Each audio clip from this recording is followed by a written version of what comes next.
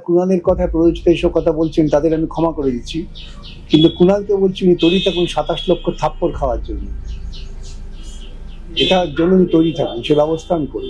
কত বড় মূর্খ এবং বদমাইশ হলে কথা বলতে পারেন যে আমি দুর্নীতি করেছি, সেই দুর্নীতির যে অভিঘাতটা আসছে তাকে এড়াবার জন্য আমাকে এদের কিছু টাকা দিতে হবে।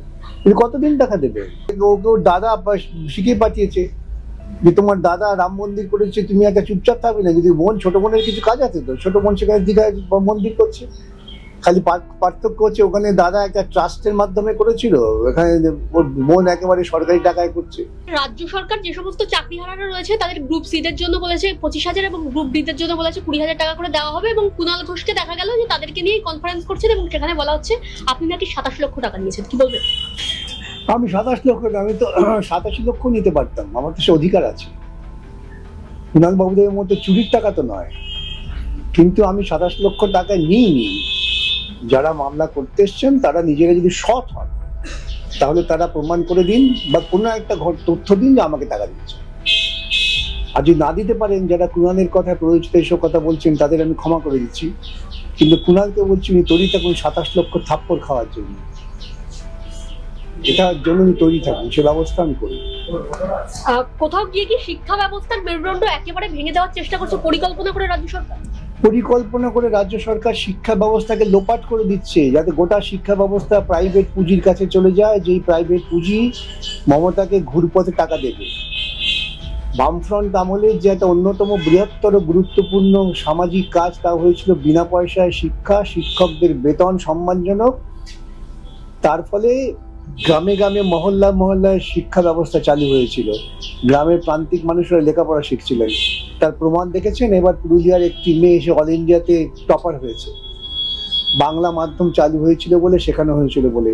আর মমতা সেটা পুরো ভেঙে দিচ্ছেন। তার কারণ মমতা বিভিন্ন, আমি নাম করছি না কোন কোন প্রাইভেট এন্টারপ্রেনিয়র যারা ব্যবসা করছেন শিক্ষা নিয়ে, তাদের হাতের পুতুল হয়ে কাজ করছেন।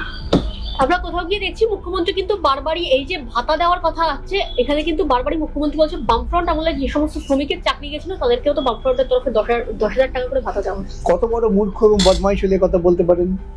যে শ্রমিকরা কারখানায় কাজ করছিল, সেই কারখানা বন্ধ হয়ে গেছে, তাদের জীবন জীবিকার জন্য করা হয়েছিল। ওখানে কারখানার শ্রমিকরা কি টাকা দিয়ে চাকরি পেয়েছিলেন নাকি? এটা সরকারি চাকরি। টাকা নিয়েছেন মুখ্যমন্ত্রী, একবারও বলতে পারছেন না যে আমরা টাকা নিয়ে চাকরি দিইনি। এই সামান্য সততা মানুষ আশা করে, বলতে পারছেন না। আসলে এরা বলেছেন আমি পিঠে চামড়া গুটিয়ে দেবো আমাদের যদি টাকা ফেরত দিতে হয়, টাকা প্রত্যেককে ফেরত দিতে হবে। তাই তাদের প্রবোধ দিচ্ছেন তিনি, আমি ভাতা দিচ্ছি। কার টাকায় ভাতা দিচ্ছেন?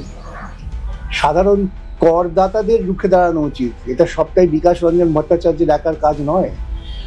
করদাতারা টাকা দিচ্ছেন জনকল্যাণের জন্য, আর সেই টাকা দুর্নীতির জন্য ব্যবহার করছেন রাজ্যের মুখ্যমন্ত্রী। মানুষ যদি নীরব থাকে, সে মানুষ হিসেবে তো নিজেদের যোগ্যতা প্রমাণ করতে পারছেন না। সুপ্রিম কোর্ট থেকে তো কোনো সময়ই বলা হয়নি যে এই সমস্ত যারা চাকরি হারিয়েছেন তাদেরকে ভাতা দেওয়ার কথা, সেখানে দাঁড়িয়ে মুখ্যমন্ত্রী ভাতা দিচ্ছেন। কোথাও গিয়ে কি সুপ্রিম কোর্টকে অবমাননা করছেন? না না, তা নয় যে আমি দুর্নীতি করেছি, সেই দুর্নীতির যে অভিঘাতটা আসছে তাকে এড়াবার জন্য আমাকে এদের কিছু টাকা দিতে হবে। কিন্তু কতদিন টাকা দেবে? যে টাকা নিয়েছেন মমতা তার দলবল, সেই টাকা ফেরত দিতে হবে। সেই টাকাটা জোগাড় করুন, কিন্তু সেটা জনগণের করের টাকায় হবে না। এবং করের টাকা দিয়ে যদি ভেবে থাকেন তিনি দুর্নীতিগ্রস্তদের মুখ বন্ধ করবেন, তিনি মূর্খের স্বর্গে বাস করছেন।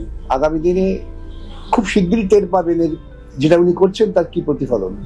একদিকে যখন রাজ্যে একের পর এক বিপর্যয় নেমে আসছে, তখন দেখা যাচ্ছে মুখ্যমন্ত্রী মমতা বন্দ্যোপাধ্যায় একেবারে দীঘার জগন্নাথ মন্দির নিয়ে মেতে আছেন। কি হবে? ওর দাদা শিখিয়ে পাঠিয়েছে যে তোমার দাদা রাম মন্দির করেছে, তুমি একটা চুপচাপ থাকবে না। যদি বোন, ছোট বোনের কিছু কাজ আছে তো, ছোট বোন সেখানে দীঘায় মন্দির করছে। খালি পার্থক্য হচ্ছে ওখানে দাদা একটা ট্রাস্টের মাধ্যমে করেছিল, এখানে ওর বোন একেবারে সরকারি টাকায় করছে। সংবিধান বিরোধী কাজ, নৈতিকতা বিরোধী কাজ, মূল্যবোধ বিরোধী কাজ।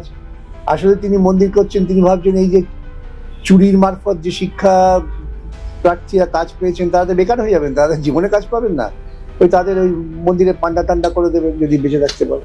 একেবারে জনগণের করের টাকায় মন্দির করা হচ্ছে। আমি বললাম তো তাই, সম্পূর্ণ অসাংবিধানিক।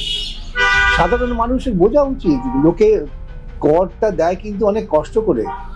এই যে এক কাপ চা কিনে খাচ্ছে তাকে করের টাকা দিতে হচ্ছে, সে কি করের টাকা দিচ্ছেন মন্দির করবার জন্য? ভারতবর্ষের বুকে পশ্চিমবঙ্গের কি মন্দির মসজিদের ঘাটতি আছে নাকি? পাড়ায় পাড়ায় মন্দিরে মসজিদ হরিকীর্তন সভা চালু করে দিয়েছে আরএসএস। এখন তিনি আরএসএস এর কার্যসূচি রূপায়ণ করলেন। দেখলেন না, আরএসএস এর কার্যসূচি রূপায়ণের জন্য তৃণমূল কংগ্রেসের পক্ষ থেকে বলা হচ্ছে যে পাকিস্তানে হামলা করে দাও।